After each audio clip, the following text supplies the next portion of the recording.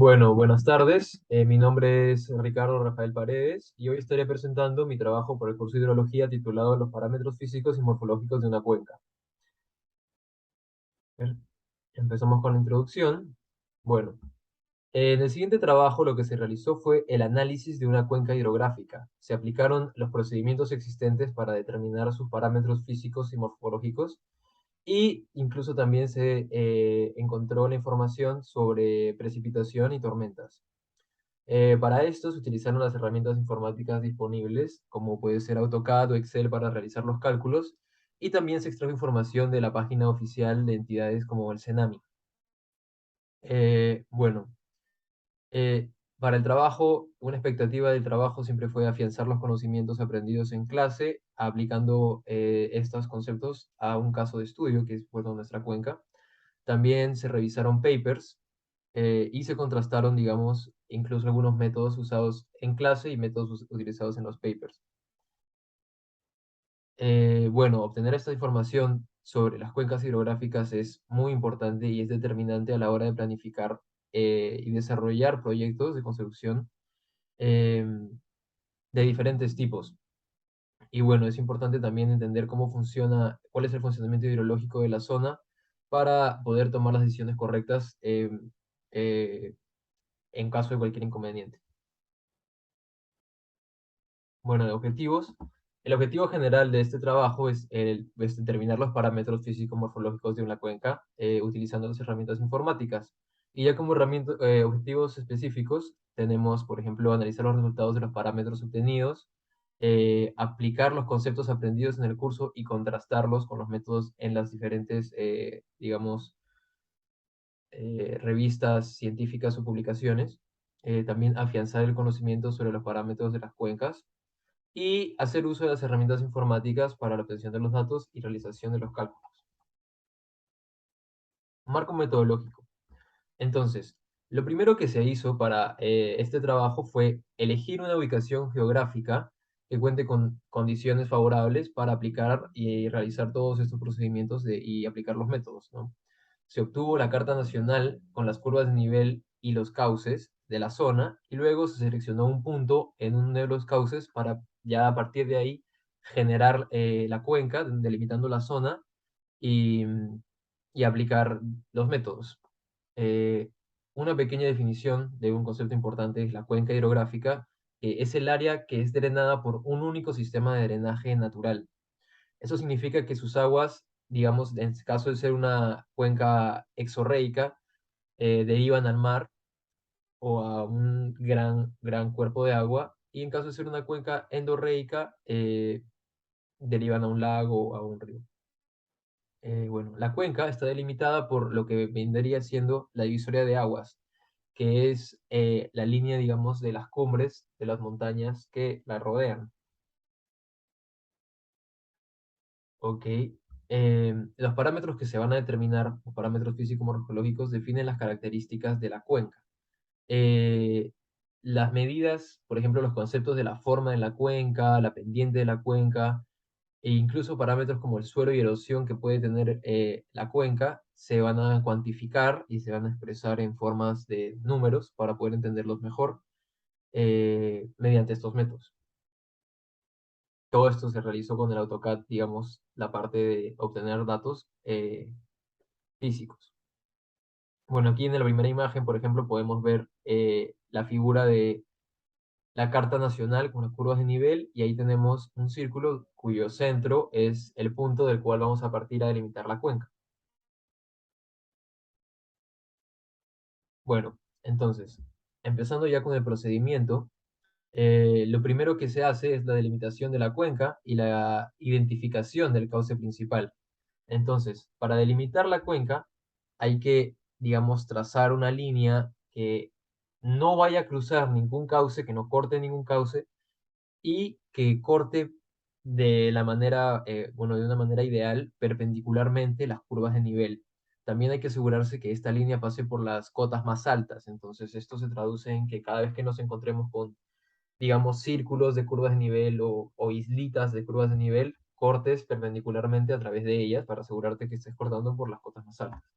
Entonces, haciendo estos pasos, se trazó toda la cuenca, se delimitó la cuenca, rodeando el cauce y todos los cauces que la incluyen, ¿no? No sin cortar ningún cauce. Aquí está la cuenca delimitada. Ahora, para el cauce principal viene siendo el cauce o el trayecto de agua con mayor longitud. Así que bueno, lo que se hace es medir todos los posibles trayectos de agua y ver cuál es el que tiene la mayor longitud. Y una vez que encuentres, ese es tu cauce principal. Entonces aquí está nuestro cauce principal ya delimitado y ahí incluso no se alcanza a ver bien, pero creo que acá está su longitud de 29.474 metros, es el más largo. Ahora, empezamos con algunos cálculos. La pendiente media del cauce principal. Eh, Primero se halla este método de la pendiente media, que es, bueno, una fórmula bastante sencilla, ¿no? Es la cota máxima menos la cota mínima entre la longitud. Es una fórmula de una pendiente bastante básica, ¿no? Y bueno, haciendo esto, vemos las cotas con las curvas de nivel, la longitud, todo el CAT, y hallamos la pendiente media, que vendría siendo esta S1, que nos sale 0.05 metros sobre metro. Luego también tenemos una un poco más eh, precisa, que es la pendiente equivalente constante. Para hallar esta pendiente equivalente constante, primero se debe dividir el cauce principal en pequeños tramos de longitud LI. Le vamos a llamar LI a la longitud de cada uno de esos pequeños tramos, ¿no? En este caso hemos tomado 10 tramos. Luego lo que se hace es hallar la pendiente de cada uno de esos 10 tramos, utilizando obviamente las cotas de la curva de nivel por las que pasan. Y bueno, luego de eso se hace una sumatoria, ahí está la fórmula, se suma todas estas longitudes y se divide entre la suma del cociente entre las longitudes, la longitud de cada uno de los tramos, entre la raíz cuadrada de la pendiente de cada uno de los tramos. Y todo esto se eleva al cuadrado. Entonces esto ya se puede hacer en Excel, se hizo en Excel, en una hoja de cálculo, tenemos los 10 tramos, la longitud de LI, la pendiente, que es la resta de las cotas, y pues entre la longitud, y luego se hace la operación de la suma de los LI acá abajo, entre la raíz de las pendientes, y se eleva al cuadrado, bueno, eso dividido entre la suma de los LIs, y listo.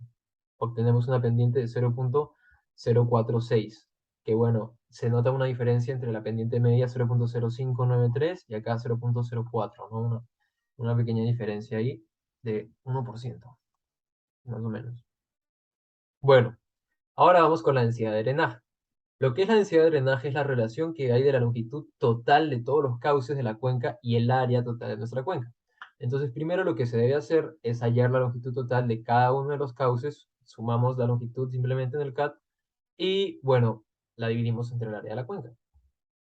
Entonces, eso es lo que se hace aquí. En el CAT, primero tienes que hacer la suma de cada uno de los tramos. En este caso, teníamos 21 tramos diferentes y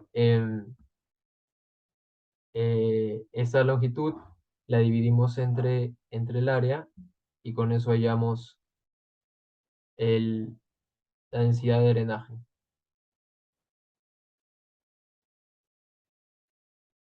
Luego tenemos la escorrentía superficial.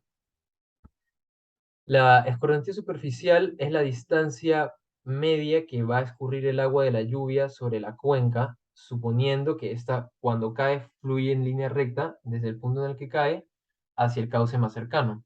Entonces, para hallar esta medida, dividimos el área total de la cuenca entre la longitud total de los cauces amplificada por 4. Esta medida, incluso en algunas bibliografías revisadas, a veces la definían como el área entre simplemente la longitud eh, total de los cauces. Entonces ahí, por ejemplo, ya tenemos una primera diferencia. Por ejemplo, en el paper de Mogollón, esta era la relación, simplemente área sobre longitud total, pero nosotros lo hicimos con la fórmula utilizada en clase, que es la de área sobre 4 veces la longitud total. Así que bueno, el área ya la sabemos por el AutoCAD, la longitud total es la suma de todos los cauces, aquí la tenemos 94 kilómetros, y la escorrentía superficial vendría siendo un factor 0.65. Ahora la sinuosidad. La sinuosidad es la relación entre la longitud del cauce principal y la longitud del valle. Ahora, lo que se refiere con la longitud del valle es, digamos, el valle que se forma a lo largo del cauce principal. Entonces, para hallarla, lo que se hace es trazar una curva que más o menos siga el trayecto del cauce principal. Y esa curva, la longitud de arco, va a ser la longitud del valle. Y también se necesita la longitud del cauce principal, que bueno, ya hemos obtenido antes, ¿no? Bueno, aquí, por ejemplo, en la imagen, la longitud del valle es la curva que está en rojo y va, digamos, siguiendo el trayecto del cauce principal. La longitud obtenida es de 24.881 metros. Y bueno, simplemente haciendo la división en kilómetros, nos sale una sinuosidad de 1.184 eh, de sinuosidad. Esta es una sinuosidad baja para otros ejemplos. Continuando, tenemos el coeficiente de compacidad. El coeficiente de compacidad también es conocido como índice de Gravelius. Es un parámetro que sirve para cuantificar la forma que tiene la cuenca. Una cuenca que tenga un índice de compacidad igual a 1 denotaría que es una cuenca completamente circular. Entonces, mientras más cercano a 1 es más circular, y mientras más se aleja de 1 es más irregular. Para hallarla, se efectúa el cociente del perímetro entre la raíz del área multiplicada por un factor, que en este caso, si no mal no recuerdo, es 0.28.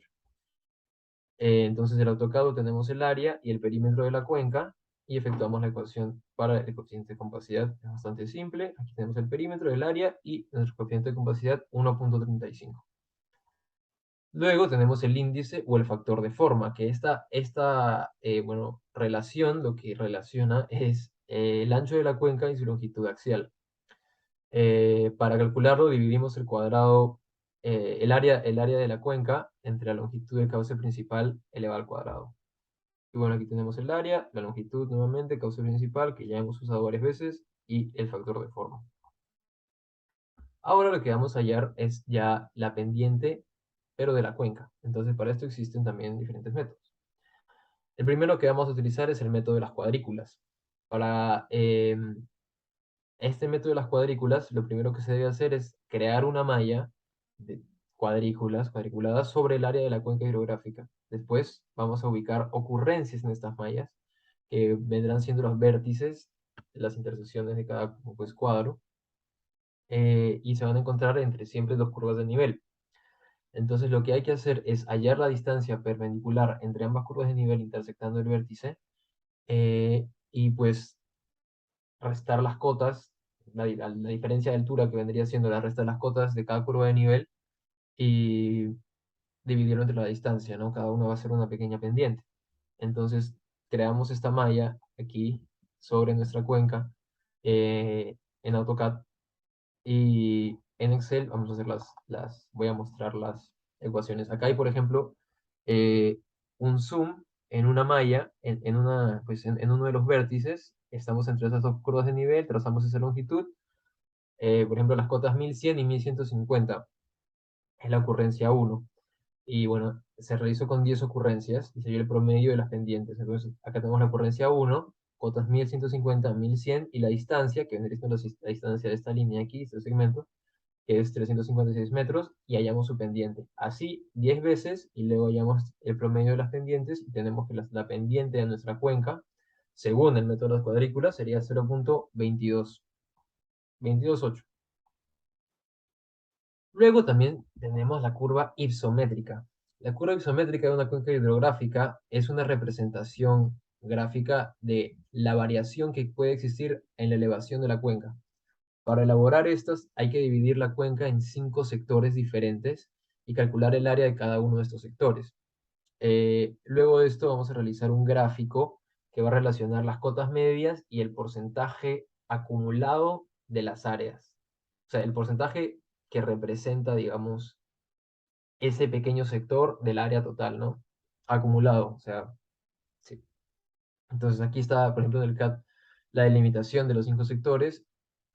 Como pueden ver, acá está la cuenca, tenemos el primer sector, segundo sector, tercer sector, cuarto sector, quinto sector. Se calculan las áreas de todos estos sectores, solamente hace falta calcular las 4 primeras porque la quinta va a ser el área total menos las cuatro primeras. Y aquí abajo ya tenemos el proceso operativo, tenemos las cotas de entre cada uno de los, pues, de las divisiones. La altura es, este HI viene siendo la mitad de estas cotas, el área I viene siendo, bueno, sí, el punto medio de estas cotas, el área I viene siendo el área de cada una de las zonas, luego multiplicamos la altura por el área, hallamos el porcentaje, este porcentaje de área es con respecto al área total, 249, que es realmente los 248 que ya hemos calculado, que ya hemos utilizado antes, que será el total de la cuenca, solamente que sin sus decimales aproximado. Y por último, el porcentaje del área acumulada, ¿no? Ahora, con estos datos, ya podemos elaborar la curva isométrica. En el eje Y vamos a tener el HI y en el eje X vamos a tener el porcentaje acumulado. Entonces aquí, por ejemplo, tenemos ya la curva isométrica, en la que tenemos acá HI, porcentaje acumulado. En el 50% cortamos la curva y el valor de ordenadas que nos dé, en este caso 1800, es la que viene siendo la altitud mediana de la cuenca hidrográfica. Y lo que se hace después es el promedio de los HI, en este caso 1830, es la altitud media. Listo. Ahora vamos con la precipitación. Para calcular la precipitación media existen varios métodos. Se necesitan los datos obtenidos de los pluviómetros y pluviógrafos que ha instalado el CENAMI. Los pluviómetros y los pluviógrafos son aparatos que miden la intensidad, bueno, no la intensidad, sino la cantidad de lluvia que hay. Un pluviógrafo es un poco más sofisticado que un pluviómetro porque te da una lectura más completa y con más datos. Entonces, en la página del CENAMI existe un mapa interactivo que ubica cada uno de las estaciones pluviométricas con sus datos, ¿no? Entonces uno puede acceder, ubicar la zona de interés, que en este caso es la zona de nuestra cuenca, y ver cuáles son las estaciones que se encuentran alrededor, de las cuales podemos obtener la información de los meses que queramos, del año que queramos, y incluso a veces hay, digamos, cuadros que no están completos. Para estos casos hay métodos de completar los datos que faltan, diferentes también, hay varios. Pero bueno, en este caso, acá tenemos la ubicación de nuestra cuenca en Google Earth y tenemos nuestra misma ubicación de la cuenca en el mapa del Cenami. Nuestra cuenca vendría siendo esta de aquí. Aquí estaría nuestra cuenca, acá. Este es el mapa del Cenami. Y aquí en el mapa del Cenami tenemos estas pincitos que dicen M, son las estaciones pluviométricas. Entonces, en este caso, existen pocas estaciones pluviométricas cercanas a la cuenca hidrográfica seleccionada. Aún así, eh, vamos a seleccionar estas tres, que son las que están más cerca de nuestra cuenca, para intentar hacer los cálculos. Las demás ya no las podemos seleccionar porque ya que están tan lejos, pueden tener lecturas diferentes a lo que ocurre en la zona de que nosotros queremos investigar. E incluso también hay que tener cuidado de que, aunque es una estación esté cerca por fuera de la cuenca, puede tratarse de un microclima y puede arrojarnos datos que distorsionen nuestra lectura.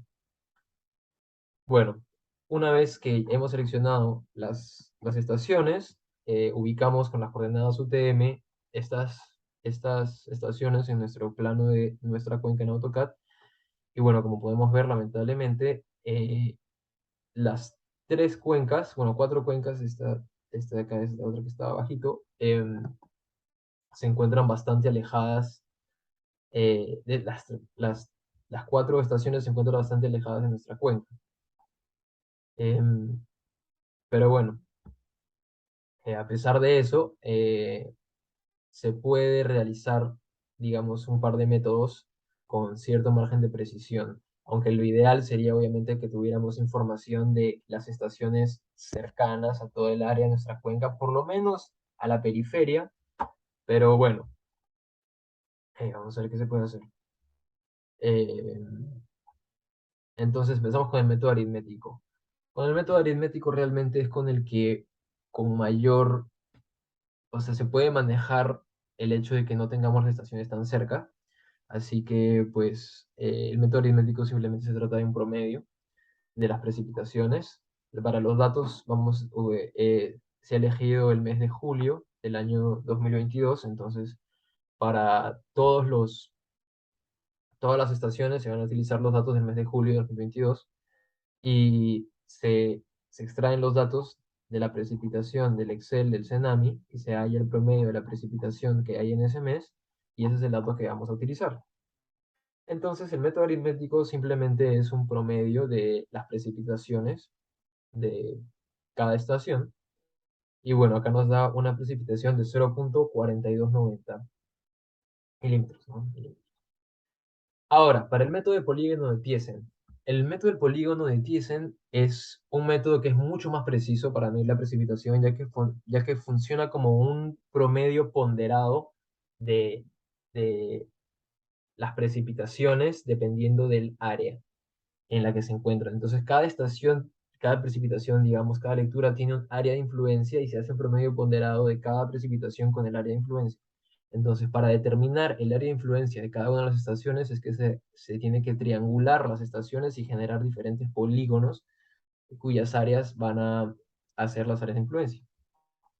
Entonces, con los datos oficiales del CENAMI, con las estaciones en esas ubicaciones, es imposible generar un polígono de Thyssen y hallar las áreas de influencia y realizar este método. Sin embargo, para el objetivo de nuestro proyecto, se optó por, a pesar de no tener pues, los datos, ubicar convenientemente las tres estaciones dentro de nuestra cuenca, ya no diciendo que esa se vaya a ser la respuesta, sino como a modo de práctica y de demostración del método, ¿no? Entonces, imaginando que tenemos nuestras estaciones ahí dentro de nuestra área, lo que se procede a hacer es triangular las tres estaciones. Aquí está, ya bueno, aquí ya está resuelto todo. Una vez que tienes el triángulo, unes e intersectas las mediatrices de cada uno de sus lados y estas mediatrices las extiendes hasta salir a los bordes de la cuenca. Entonces, eso va a encerrar, junto con el perímetro de la cuenca, van a encerrar diferentes áreas, en este caso tres áreas diferentes, y pues la estación que se encuentra dentro de cada área va a ser, pues esa va a ser su área de influencia. Entonces aquí tenemos ya el proceso, tenemos las tres estaciones, el polígono, los mediatrices y eh, cada estación con su área de influencia. Por ejemplo, el área de influencia de esta estación sería toda esta, el área de influencia de esta estación sería toda esta, y el de esta estación sería toda esta. Listo. Bueno, ahora lo único que hay que hacer es simplemente hallar esa área, y con los datos de precipitación que ya tenemos, lo multiplicamos por el área, lo sumamos y lo dividimos entre el área total, que es 248, que es el área total de la cuenca, y ahí ya sabemos la precipitación media, ¿no? Como se puede observar, es un promedio ponderado. Eh, Luego sigue el método de las isoyetas. El método de las isoyetas también es un método para calcular la precipitación de la cuenca. Este método consiste en asignar una curva de precipitación a cada estación. Entonces lo que se hace es generar una curva de igual precipitación que pasa por la estación que marca la precipitación. Y cada una de las estaciones va a tener su curva con la precipitación pues leída, ¿no? de cada una de las estaciones. Y ya que van a hacer falta más curvas, lo que se hace es generar las curvas de precipitación faltantes teniendo siempre en cuenta que a mayor cota, mayor va a ser la precipitación. En este caso, bueno, tampoco es suficiente con las estaciones del Cenami, ya que no se puede realizar este método con tan pocas y tan lejanas estaciones. Así que nuevamente se optó por eh, reubicar, digamos, las estaciones, obviamente de una manera simplemente práctica para ejemplificar el proceso, pero no es que estas lecturas realmente nos estén dando la información de nuestra cuenca, ¿no? Porque para esto habría que tener estaciones dentro de la cuenca. Entonces, como podemos ver en la imagen, por cada una de las estaciones pasa una curva que vendría siendo la curva de precipitación y se han generado una, dos, tres curvas más. Acá también hay una, no sé por qué no ha aparecido, pero luego la vamos a ver en el AutoCAD y ahí están las curvas que faltan. Entonces, el método de los isoyetas consiste en que tú sumas la precipitación, digamos, entre curva y curva, digamos, de aquí hasta acá, la divides entre dos y la multiplicas por esta área, que es el área que encierran esas dos curvas de precipitación. Y bueno, después de eso, una vez que ya tienes eso, simplemente lo haces una sumatoria y se divide entre el área total de la cuenca y tienes la precipitación media. Entonces ese es el proceso que se siguió para hallar la precipitación media. Bueno, acá una vez más recordando que estos datos son modificados ya que no existen las estaciones con los datos óptimos necesarios para realizar este procedimiento en nuestra cuenca. Y ahora, ya llegando al final, vamos con el tiempo de concentración. Para calcular el tiempo de concentración existen varios métodos. Pero ¿qué es el tiempo de concentración? El tiempo de concentración se define como el tiempo que va a tardar una gota, digamos, de lluvia en viajar toda la cuenca. Digamos, una gota que cae en el punto más alejado de la cuenca, ¿cuánto tiempo se va a demorar en llegar hasta, digamos, la salida de la cuenca, ¿no? ¿Cuánto va a tardar? Entonces, existen varios métodos, pero aquí vamos a utilizar dos. El primero es el método de Kirpich. La ecuación de Kirpich nos dice lo siguiente, nos dice que el tiempo de concentración va a ser igual a 0.01947, bueno, es un factor, multiplicado por la longitud viene siendo la longitud del canal, elevado a la 0.77, bueno, dividido, mejor, entre la pendiente, elevado a la 0.385. Entonces, para esta ecuación utilizamos los datos que ya hemos venido hallando desde el inicio del trabajo, la longitud y la pendiente. Y bueno, con eso simplemente elevamos y hacemos la división y nos obtenemos el valor de Kirpich, que viene siendo nuestro de, tiempo de concentración. Luego sigue el método de California Culver's Practice. Este método es, bueno, se sirve para hallar lo mismo, solamente que es diferente. Tenemos L al cubo, que es la longitud del cauce principal, y H es la diferencia de las cotas entre la divisoria y entre el límite de la cuenca. Bueno, o sea, la divisoria es el límite de la cuenca o la salida y la salida de la cuenca. Entonces, de la cota más alta a la cota más pequeña, ¿no? La cuenca hay que tener en cuenta que siempre tiene la pendiente, ¿no? Es una pendiente que ya hemos hallado.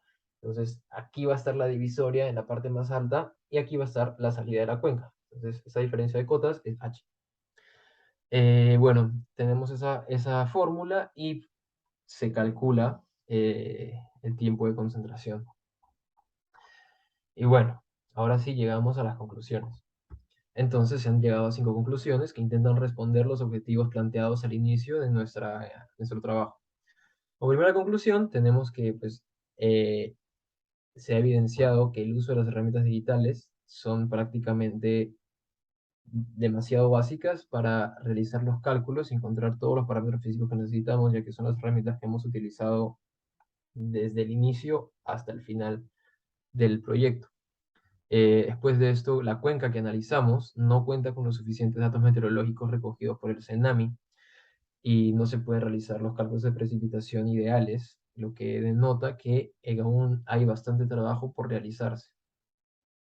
Luego tenemos que la diferencia entre algunos métodos aprendidos en clase y otros métodos encontrados en la bibliografía, como lo que mencioné en uno de los parámetros iniciales, eh, en la mayoría de veces han habido otras diferencias, pero no es nada significativa. Y en los casos en los que parece ser significativa, se puede atribuir a que algunos autores prefieren incluso tomar medidas más conservadoras para sus cálculos, posiblemente aumentando el factor de seguridad para proyectos realizados que van a utilizar estos datos como referencia. También se evidencia, por ejemplo, cómo para hallar el mismo parámetro pueden existir diferentes métodos aceptados.